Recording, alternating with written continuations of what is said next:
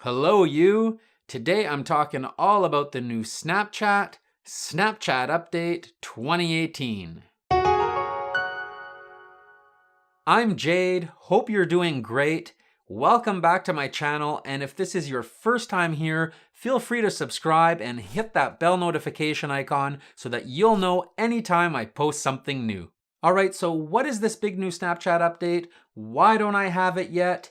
And if I have it, how do I get rid of it? Because I really don't like it. Don't worry, I'm going to answer all of those questions for you today. Now, to begin with, this big new Snapchat update started rolling out in the UK, Australia, and Canada at the beginning of January 2018 and is now starting to roll out in the United States as of February. So what are these big changes to Snapchat? Let's take a look at a video that I made that will answer that question. All right, big changes to Snapchat. So if we swipe right to where the stories page used to be, we now have the Discover page where we can see stories from publishers and creators. Snapchat says that over time, this Discover section will become uniquely personalized for you. And if we swipe right, we now have a combined Friends and Stories page in what Snapchat is calling the Dynamic Friends page. This means that Snapchat Friends and Stories will be displayed based on the way you communicate with those friends, or in other words, what Snapchat is calling a sophisticated best friends algorithm. Snapchat says that this algorithm will take a while to learn and organize your friends list. And in the meantime, I'm sure it will be taking all of us a while to learn and get used to this redesign. Alright, now some of you may be wondering, why don't I have the new updated Snapchat yet? And as I mentioned earlier, it's being slowly rolled out by Snapchat. I should actually use the term pushed out, because even if you have auto updates turned off, even if you don't physically go into the App Store and manually update Snapchat, you will get it. Snapchat is pushing it out. So basically, you'll go to bed one night and you'll wake up in the morning and you will have the new Snapchat, whether you like it or not.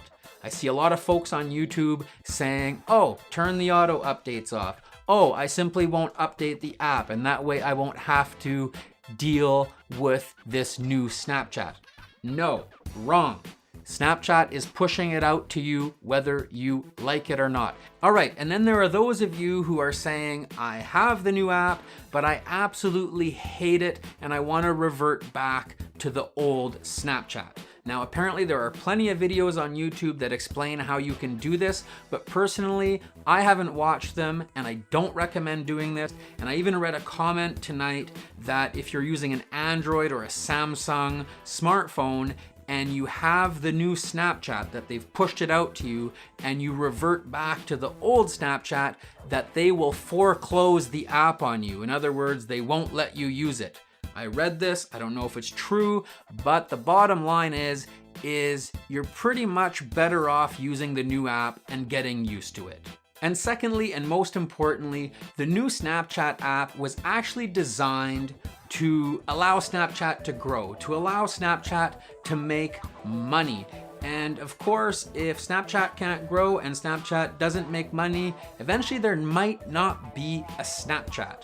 So if everybody starts using the old version of the app and then there's no longer a Snapchat, that's not helping anybody in the end. So it's probably better off, again, that you get used to the new version and live with it. Okay, so now a little history about the new Snapchat, and I'm reading from my notes here. So a while back in November of 2017, Evan Spiegel, the CEO of Snapchat, announced that there would be a major redesign to the app because revenue and user growth was well below Wall Street expectations. Now, Evan Spiegel said there is a strong likelihood that the redesign of our application will be disruptive to our business in the short term. And we don't yet know how the behavior of our community will change when they begin to use the new updated application.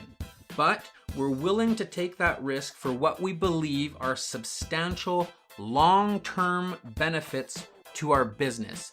And there is where you have it, right there is where they are wanting to grow and make money and look at the long term and not the short term. And that's why they've gone with this new update, and that's why they're not reverting back to the old Snapchat. No matter how many petitions people start online, no matter how many people tweet about it and send them messages and email them, Snapchat is sticking with the new version, whether we like it or not, because again, in order to grow and make money, that is what they need to do.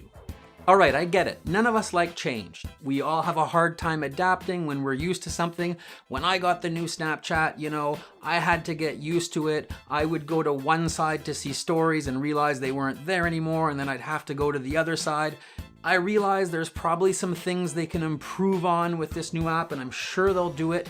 All right, now maybe I'm wrong. Maybe you think what I'm saying is total hogwash. Maybe you disagree. And if that's the case, feel free to leave any comments down below. I'll be happy to have a discussion with you.